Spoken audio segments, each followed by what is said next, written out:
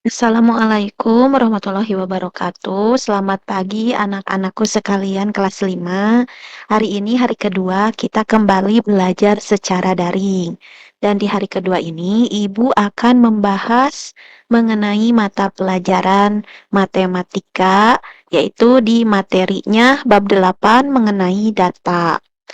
Kemarin kita sudah belajar ya data ini sebagian besar di kelas. Jadi sekarang yang akan dibahas tinggal sedikit lagi ya. Jadi perhatikan baik-baik videonya agar kalian nanti dapat mengerjakan latihan yang Ibu berikan. Nah, sebelum belajar, mari kita berdoa dulu ya. Walaupun belajarnya secara daring, tapi tetap harus berdoa agar kalian diberikan pemahaman yang baik oleh Allah Subhanahu wa taala. Ya, berdoa dimulai. Videonya di-pause dulu, silahkan kalian berdoa dulu. Nanti kalau sudah berdoa, videonya bisa di-play lagi. Ya, kita lanjut ya. Ini peta konsep dari bab 8. Pengumpulan data dan penyajian data. Kalau pengumpulan data sudah kita pelajari di kelas 4, yang sudah sebagian kita pelajari yaitu mengenai penyajian data. Boleh sambil dibuka buku catatannya ya, dilihat yang kemarin pelajaran mengenai data ini di kelas ya. Nah, yang ini, yang tabel frekuensi, sudah kita pelajari di kelas. Coba lihat contohnya yang seperti apa di buku catatan kalian ya. Lalu selanjutnya piktogram juga sudah kita pelajari. Dilihat coba dibuka buku catatannya yang mana bentuk piktogram, yang mana bentuk tabel frekuensi. Lalu untuk selanjutnya ini yang diagram batang. Kita baru mempelajari sebagian ya, yang diagram batang vertikal dan diagram batang horizontal. Nah, yang ini yang diagram batang ganda belum kita pelajari dan akan kita pelajari hari ini. Mengingatkan kembali ya. Nah, ini tabel frekuensi ini yang seperti ini, yang ada turus-turusnya ya. Yang 1, 2, 3, 4, 5 lalu dicoret. Di buku kalian kebetulan kemarin ini yang Ibu tugaskan ya. Jadi yang ini pasti sudah selesai diisi oleh kalian. Selanjutnya, nah ini ada piktogram. Piktogram ini adalah diagram gambar. Jadi datanya disajikan dalam bentuk diagram yang menggunakan gambar. Kalau di buku catatan kalian itu kemarin piktogramnya mengenai donat ya. Nah, ada gambarnya itu. Kalau kalian sekarang sambil membuka buku catatan, ada gambarnya mengenai donat. Kalau di sini di contoh Ibu mengenai penjualan kue apem. Nah, ini coba lihat nih di sini. Kunci, di sini ada kuncinya. Di kalian juga pasti ada. Satu gambar kue apem ini mewakili 4 kue apem. Berarti satu gambar ini mewakili 4 kue apem. Coba kita lihat penjualan kue apem di hari Senin. Gambarnya ada 1, 2, 3, 4, 5, 6, 7, 8, 9, 10. Ada 10 gambar. Kalau satu gambarnya mewakili kue apem, berarti ini 10 adalah 40 kue apem terjual di hari Senin. Lalu selanjutnya ini ada diagram batang vertikal. Kemarin juga alhamdulillah sudah pada bisa karena ini sudah dipelajari sebelumnya di kelas 4. Jadi di kelas 5 ini tinggal mengulang lagi dan alhamdulillah sudah banyak yang paham ya. Selanjutnya ini ada diagram batang horizontal. Kalau ini yang horizontal baru kita pelajari di kelas 5.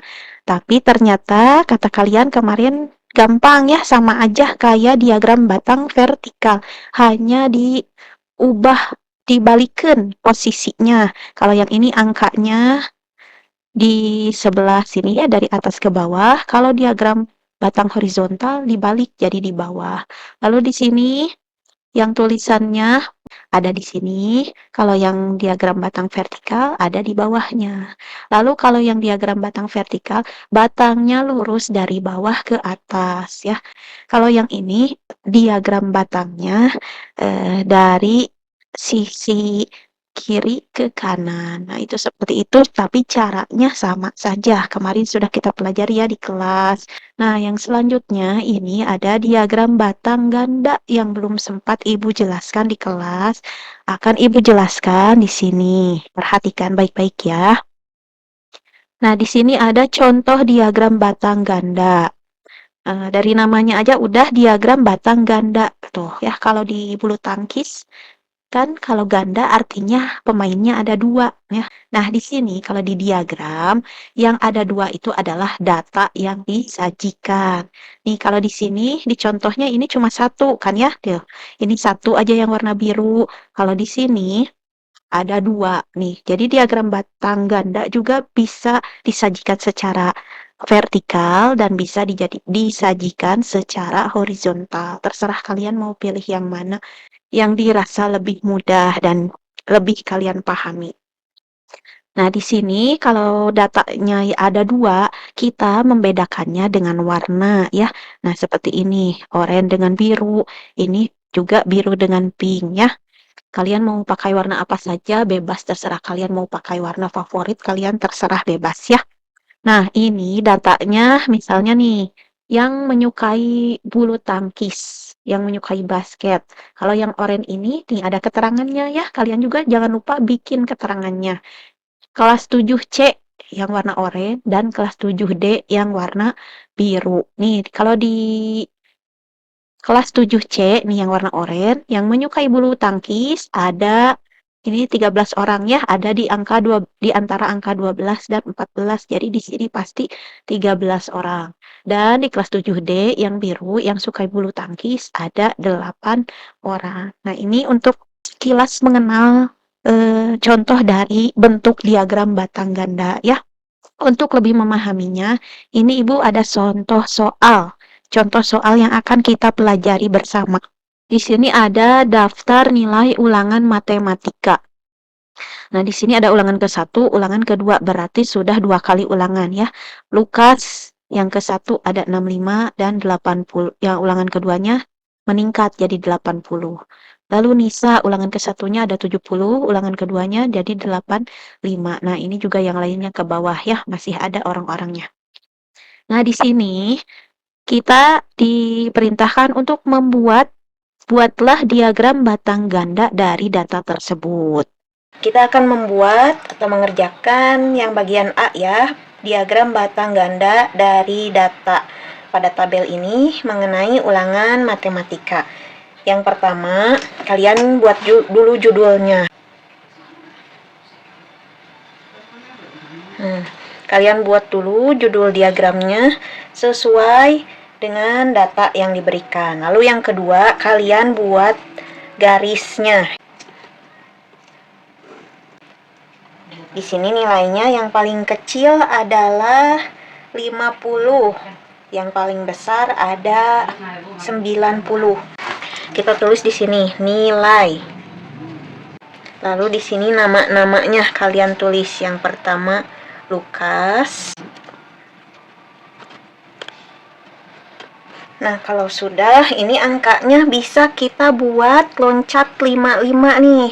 Ada 50, 65, 70 tuh bisa dibuat loncat 5 angka 5 angka. Nanti kalau untuk di sininya, data yang di sininya baik itu tinggi badan, berat badan atau apapun ya sesuai dengan soal, kalian lihat dulu ya angkanya apakah bisa dibuat loncat 5, loncat 2 atau memang harus satu per satu angkanya. Dilihat dulu nanti soalnya. Seperti biasa. Nah, kalau yang ini bisa dibuat loncat 55 nih. Oke, kita buat dari 0, 5, 10, 15, 20, 25, 30, 35, 40, 45, 50, 55, 60, 65, 70, 75, 80, 85, 90, 90. Atasnya boleh, misal mau sampai 100 boleh ya. Kali ini Ibu cukupnya sampai 95. Jadi sampai 95 saja. Nah, lalu kalian untuk membuat diagramnya, batangnya harus pakai penggaris ya, jangan tidak memakai penggaris, ulah papareolan bikin diagramnya ku mama sareng ku bapak kalian terus dipemeserkeun penggarisnya diangge nya. Nah, kita bikin dulu kode warnanya nih. Ibu ulangan ke-1 ingin warna oranye misalnya ya, ulangan ke-1 Ibu tabelnya mau warna oranye dan ulangan kedua mau warna hijau. Kalian nanti boleh warna apa saja bebas. Nah, yang ke-1 untuk Lukas, ulangan ke-1 dia dapat 65. Jadi kita bikin tabelnya sampai angka 65 nih di sini. Bukan tabel. Diagramnya kita bikin sampai angka 65. Nah, Dibikin sampai angka 65. Lalu untuk ulangan keduanya, Lukas mendapat nilai 80. Berarti meningkat nih Lukas ya. Kita bikin di sebelahnya sampai angka 80. Ini diluruskan dengan angka 80. Nah, biar tahu kalian ini ulangan ke-1 dan ulangan kedua, nanti diberi warna ulangan ke-1 oranye, ulangan kedua hijau ya. Lalu selanjutnya Nisa, di ulangan ke-1 Nisa dapat angka 70. Nih, kita bikin angka 70 untuk Nisa. Dan di ulangan yang keduanya, Nisa mendapatkan 85. Berarti Nisa meningkat nih ulangannya. Nisa dapat 85.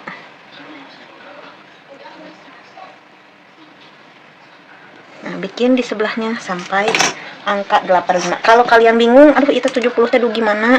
Boleh pakai titik-titik seperti ini yang seperti kita biasanya gunakan. Yang seperti kita gunakan di kelas ya nih. Jadi ketahuan ini 80, ini 75 seperti itu. Lalu selanjutnya ada komang. Komang ini di ulangan ke-1 mendapat nilai 50 kecil ya. Nah, kita tarik garis dulu biar lurus ya. Dari angka 50 ke sini.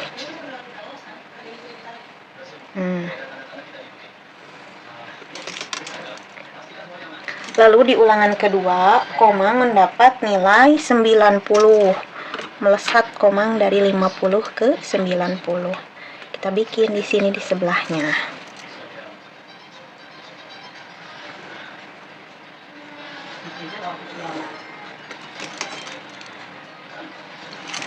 Lalu untuk Asep, di ulangan pertama Asep dapat 90 sama seperti komang. Nih, lalu kita bikin batangnya ke angka 90. Dan di ulangan keduanya Asep mendapat 75, berarti turun Asep ya nih di sini. 75. Kita buat garis-garisnya dulu biar lurus.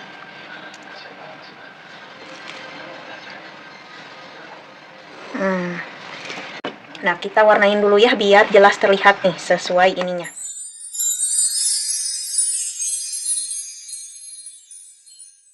Nah, ini untuk soal yang A, untuk membuat diagram batang ganda sudah selesai ya. Ini diagram batang gandanya sudah didapatkan. Kalau ibu pakai warna oranye dan hijau, kalian boleh nanti pakai warna apa saja bebas. Yang kedua, jika dibandingkan antara nilai ulangan ke-1 dan kedua, nilai siapakah yang mengalami kenaikan paling tinggi? Nah, kita bisa lihat ya, nih di dalam diagramnya. Dari ulangan ke-1-nya yang warna oranye dan ulangan yang keduanya, siapa yang nilainya naik paling banyak, paling tinggi? Coba dilihat nih, kalau Lukas naiknya segini. Kalau Nisa naiknya segini, tidak beda jauh dengan Lukas. Kalau Komang, wah jauh nih Komang ya. Kalau Asep, bukannya meningkat ya, Asep malah dia menurun nilainya. Yohana dia juga malah menurun tuh. Kalau Robert sama, Robert juga menurun. Nah, jadi untuk yang B sudah kita ketahui nih jawabannya. Yang mengalami kenaikan paling tinggi adalah ini, Komang. Jawabannya yang paling tinggi adalah komang. Dan yang C, nilai siapakah yang mengalami penurunan yang paling banyak? Nah, kalau tadi dilihat yang naiknya paling tinggi, paling banyak, sekarang kita lihat yang turunnya paling banyak juga, paling jauh. Kalau yang ini bertiga naik, nah yang ini bertiga lagi turun. Asep turunnya segini, Yohana turunnya sedikit sekali, dan Robert nih, kita bisa lihat ya, Robert yang turunnya paling banyak. Berarti yang C ini jawabannya adalah Robert. Yang A diagram batang sudah kita dapat. Yang B yang naiknya paling banyak adalah Komang, dan yang C yang menurunnya paling banyak adalah Robert. Coba kalau ibu memberi soal misalnya dari nilai Asep, berapakah selisih nilai ulangan ke-1 Asep dengan nilai ulangan keduanya? Berarti kalau selisih diapakan? Masih ada yang ingat tidak? Ya, selisih itu artinya dikurangi. Berarti di sini nilai ulangan ke-1 Asep adalah 90 dikurangi dengan nilai ulangan kedua Asep yaitu 75 dan hasilnya adalah 15 ya. Nah, mungkin cukup sekian pembelajaran yang dapat Ibu jelaskan. Ayo kita kerjakan latihan soal yang sudah di-share. Selamat mengerjakan, kerjakan dengan sungguh-sungguh. Kalau ada yang tidak mengerti, boleh ditanyakan kepada Ibu ya. Wassalamualaikum warahmatullahi wabarakatuh.